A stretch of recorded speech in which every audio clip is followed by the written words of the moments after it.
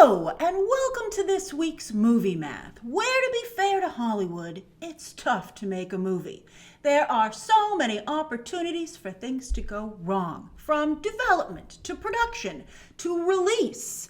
And with Birds of Prey, it seems to have made wrong choices every single step of the way. And today, we're going to add actually a couple fateful errors to the ever-growing list. But this is one of the big ones, and that's the release date. And that Warner Brothers specifically let the February 14th release date slip through their fingers. What a saga! Now, yes, a movie now you might be like, Grace, it opened the week before Valentine's Day. Let me just walk you through it. All right, so a movie about a bad breakup, right, is a great fit with Valentine's Day. And wouldn't it have been nice for it to come out on the holiday weekend rather than come out the weekend before, be judged horribly, and be kind of a non-entity by the time the holiday actually hit? That's what happened. Warner Brothers, of course, couldn't have known that would happen, although if they listened to fans, maybe they kind of would understand that. And it's interesting to see how Sonic did listen to fans and benefited, whereas Birds of Prey didn't. I know that sometimes fans can be mistaken or not know how good something's actually going to be, but you better make sure that's the case, right? All right, so anyway, speaking of Birds of Prey being a Valentine's Day movie, it also would have helped if maybe the other half of the relationship was actually in the movie.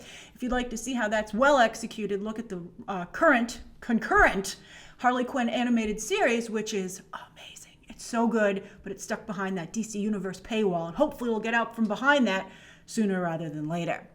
Maybe it's partially there because basically Warner Brothers released two versions of the same story pretty much at the exact same time, which was also an odd choice. So many wrong choices. All right, so anyway, when Warner Brothers first set Birds of Prey for February 7th, 2020, way back in September 2018, just underscoring how early these release dates are set, it was to get out in front of Bond 25, at the time just called Bond 25, which was then set for Valentine's Day. Also a great fit for the holiday, by the way. Side note, why is Valentine's Day such a hot release date?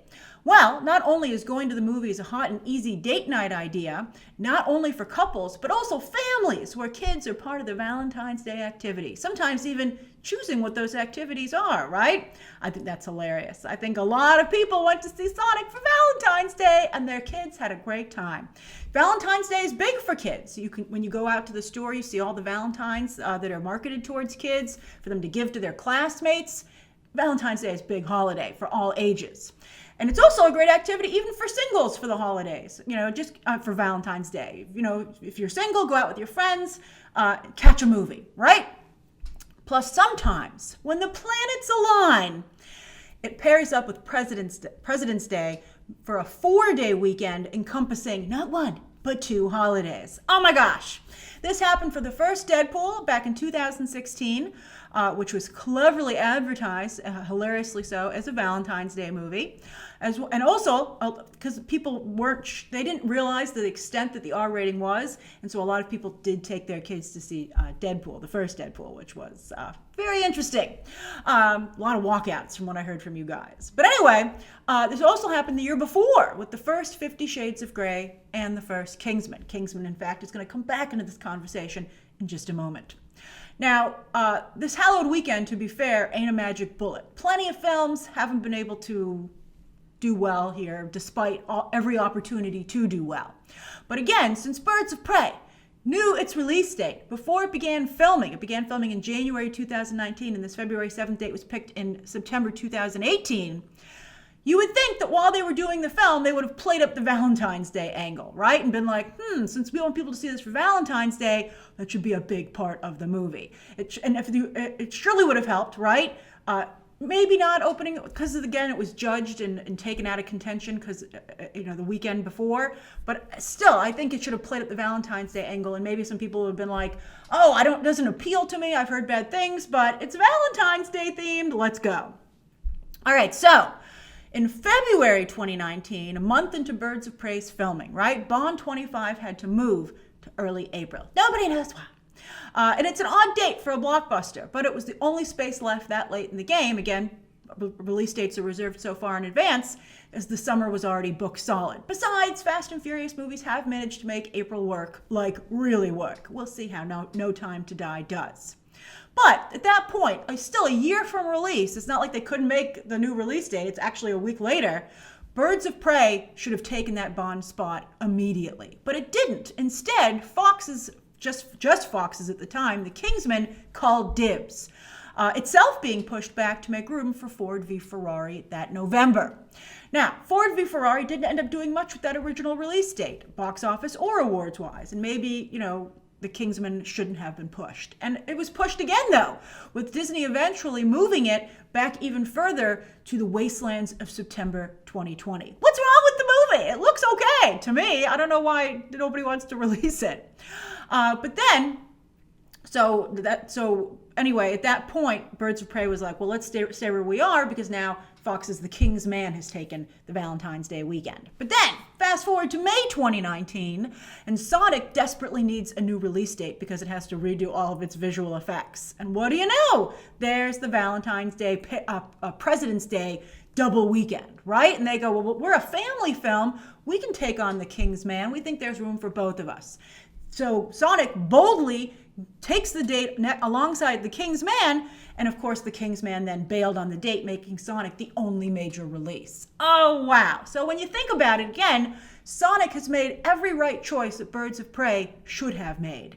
It realized what fans wanted and made the necessary changes. It's rated not just PG-13, but PG, widening the scope of who can see the film, and it took that coveted Valentine's Day, President's Day weekend. Add to all that a real dry spell at the movies for the past few weeks, a thirst that Birds of Prey ended up not quenching, and Sonic had itself a perfect storm to get people to come out to the movies. And come out to the movies they did. As a result, one weekend after Birds of Prey underperformed, Sonic is overperforming, with 57 for the 3-day and 68 for the 4-day. That is the fourth best debut ever for the President's Day weekend, and just edges out Detective Pikachu as the best video game debut to date. That's fantastic. They're going up. Expect more video game movies, especially as Nintendo World begins to open across the globe in multiple locations. Sonic has an A cinema score, a just fresh tomato. Hey, it's still fresh. And no real competition for 2 weeks until Pixar's Onward hits theaters. What's with all the family movies right now, right? Sonic will likely, sadly, because it's so good, run right over the much more quaint family film Call of the Wild this coming weekend. And so with 2 weeks again until Pixar's Onward, and it could even be competition for Onward, although that's a nice little window there for people to get ready for something new. But still, Sonic has lots of wide open space to go full throttle and pick up plenty of gold coins. This huge success not only puts Sega back in the gaming conversation, Sonic's like their only really major character, but they're going to start looking through the library already, I'm sure they are.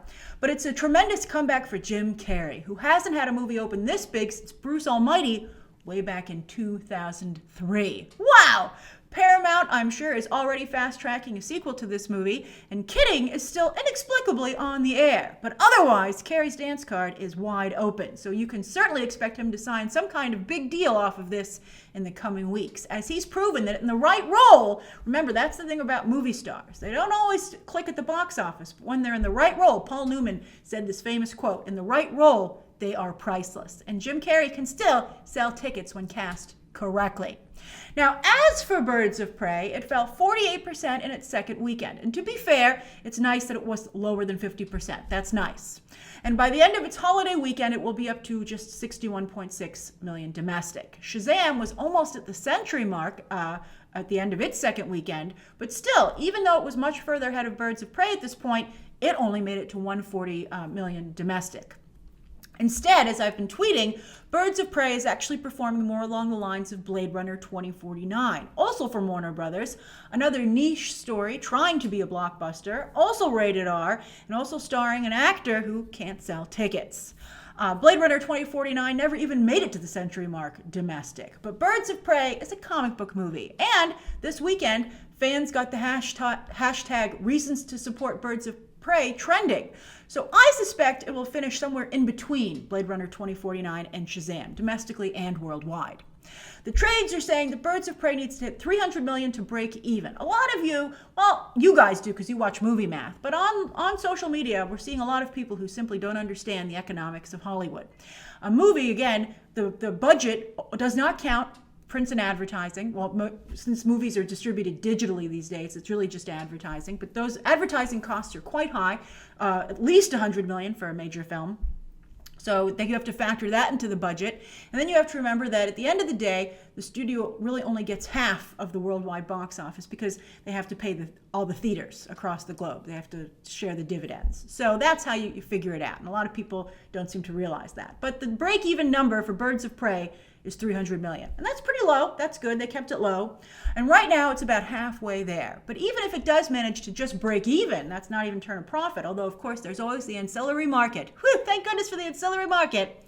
That would still make it by far the lowest grossing DCEU movie to date, almost 500 million less than The Suicide Squad. And on par, box office wise, with movies like Daredevil, Green Lantern, and Ghost Rider. I liked Ghost Rider though. And Ghost Rider did get a sequel. So that's good if you're into Birds of Prey.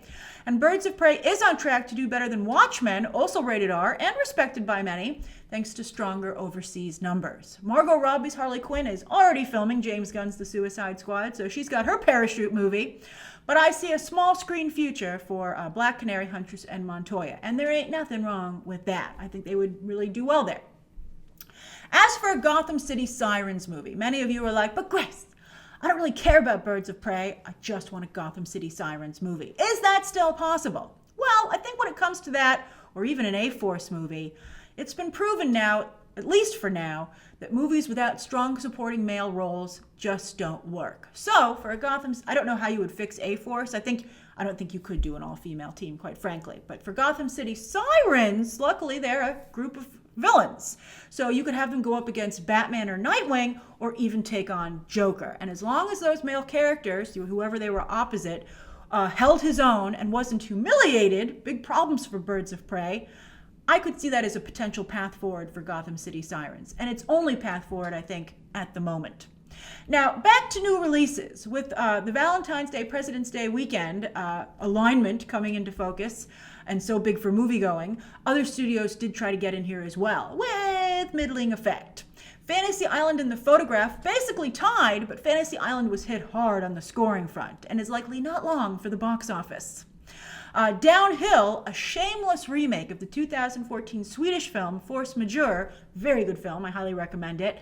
That was a flop across the board, bad scores and bad box office, and hopefully will end Hollywood's distasteful trend of remaking foreign language films, usually inferiorly so. I think The Departed is one of the rare exceptions to that, but remaking these foreign language films rather than supporting them. I mean, even the Kevin Hart, Bryan Cranston movie did well, The Upside, but it wasn't nearly as good as the French original film. Omar Sy is so good. He's in The Call of the Wild next weekend. I'm very scared for that movie to flop. But anyway, on that note, the first ever foreign language film to win Best Picture, Parasite, popped into the top 10 for the first time in its 19th weekend of release, thanks to its excellent Oscar night just last weekend. So it did work. Films usually get an Oscar boost, but this was very nice to see. And at 43.1 million domestic, this is Bong Joon-ho's easily his most successful domestic release of all time, and his most successful global release as well, thanks to a whopping 72 million from his native South Korea. South Korea, I've been seeing some headlines. They are going to really work hard to get into the movie business in Hollywood, and I think that's very exciting. I'd love to see the film business open up. I mean, for a long time, Hollywood movies have been doing quite well in other countries, but I'd love to see this become more of a two-way street. As for the overall top 10, even with the new competition, there were some stunning holds. A mere 6% and 12% drop for Bad Boys for Life in 1917, while Jumanji actually went up in its 10th weekend of release. Now, as for this coming weekend, as I said again, Sonic has little standing in his way. All right, so that's this weekend's movie math. Thanks so much for going over the box office with me. Be sure to share your thoughts down below. Subscribe today. And of course, as always, you can check out some more videos right now.